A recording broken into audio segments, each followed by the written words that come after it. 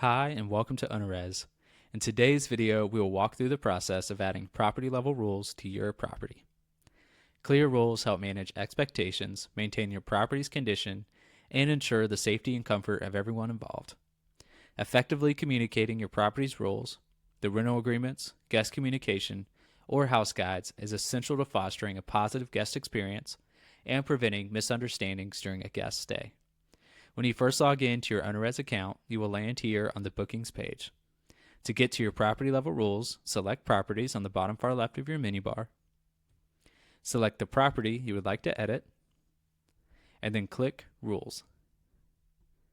If you haven't yet set up your property inside of OwnerRez, please watch our Starting from Scratch or Importing from VRBO or Airbnb videos first.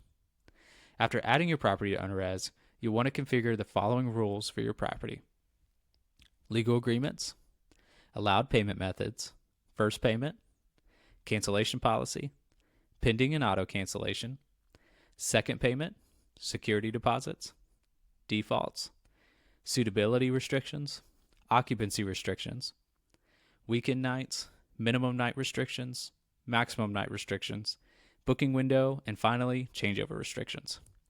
While configuring your property rules in OwnerRez may seem a little daunting, doing so methodically ensures clear expectations for both you and your guests and leads to better reviews. The first rule is legal agreement. We include a default rental agreement inside of OwnerRez when you start your account, but to customize this default rental agreement or to create your very own, select Settings on the bottom far left of your menu bar, scroll down to Branding and Legal, and select Legal Agreements. Here you can create as many legal agreements as you would like, or select the pencil icon to make changes to this default agreement. Next up is payment methods. By default, all available payment methods you have set up inside of OwnerRez will be available for guests booking the specific property. You can change this here if you want to limit your guests to only one form of payment, or if you want to direct your guests to a different web page after booking, enter that URL here. For first payment, enter your preferred rules for how much you will charge your guest and when the first payment will be due. Next, let's select a cancellation policy for this property. To do so, click Select a Policy, and here you will see a drop-down of any cancellation policies you've already set up inside of OwnerRez. To create a brand new policy, just select the link below, click Create Policy, and you can create as many cancellation policies as you would like inside of OwnerRez. For properties you plan on listing on Airbnb or VRBO, we recommend crafting a policy that mirrors one of their standard options. For more information on choosing cancellation policies, check out the How Your Cancellation Policy Can Affect Bookings guide on ownerrez.com/guides. For the pending and auto cancellation section, if a booking isn't made using a payment method that doesn't automatically charge the guest, you could configure the following rules to put the booking in a pending state with auto cancellation if the payment isn't received or recorded by your set deadline. If you choose to accept multiple payments and there's a remaining balance left over from your guests before their arrival date, you can set the rules for payment in the second payment section. Next, enter your rules for security deposits. A hold is set as the default, and in our experience is the most reliable way to protect against guest damage and circumvent the credit card processing fees. We recommend using it whenever possible. This is much like a gas station or hotel, which simply holds the money using the credit card as collateral. You can also select a more traditional refundable deposit, which will charge the guest for the deposit and incur processing fees. You can also set up a guest reminder trigger here as well. Both security deposit methods allow you to automatically release the funds by setting a certain amount of days after the guest has departed. In the default section, list your check-in and check-out times and the default number of days that your quotes are active. You can also limit the check-in window on the arrival day here if you need your guests to check in before a specific time. Next is the suitability restrictions. Choose whether you allow events or smoking, and you can add more details about your policies here. Occupancy restrictions allow you to enter the info about the number of guests and pets that you allow for your property. Here you can also set the minimum age of the primary renter.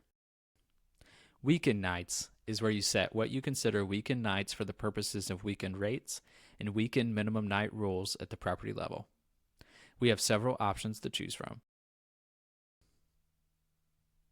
Set your minimum night restrictions here. This is where you'll take holidays, weekends, and gaps into consideration into the minimum night restriction section. Default min is the default minimum nights you require a guest to stay. It will apply if it's not overridden by any pricing changes that you make inside of OwnerRez. If you have a rule for maximum nights, enter it here. The maximum nights rule limits the booking so it can't be longer than the number of nights that you set. For the booking window section, enter in how much lead time you require for a booking and a cap on how far in advance someone can book. Here you can also choose to allow same-day bookings and choose the cutoff time that you allow guests to make a same-day reservation.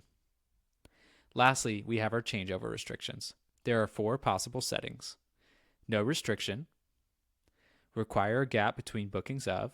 This will require a gap between bookings of a certain number of days. For example, if your cleaning staff needs a day between bookings, you can configure that here. Disallow gaps of exactly.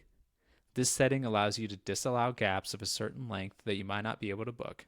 Usually this is set to 1 or 2 nights. So, if you have a booking that departs on the 5th, for example, and you disallow gaps of 1, the next booking could either arrive on the 5th or on the 7th. Lastly, we have disallow any gaps that have a link between. This setting allows you to disallow a range of gaps, say 1 to 3 nights. This would allow adjacent bookings to not allow bookings that create a 2 or 3 night gap and allow 4 night gaps. Be very careful when setting a rule like this. It's easy to make more things unbookable than you would think. Consider adding these types of gap rules in your seasons rather than your year-round settings here. And then finally, we have the arrival and departure day rules. This rule lets you only allow certain arrival and departure days for your guests. For example, in these rules, you can require only a Saturday to Sunday stay only. By default, a guest can check in or check out on any of these days. To make changes, just uncheck any days you don't want to allow a check-in and do the same for departure days. Once you're done configuring your settings, select Save. On this screen, you'll see a summary of all of your rules. If everything looks good, you're ready to continue on to the next step in the setup checklist. Thanks for choosing OwnerRez.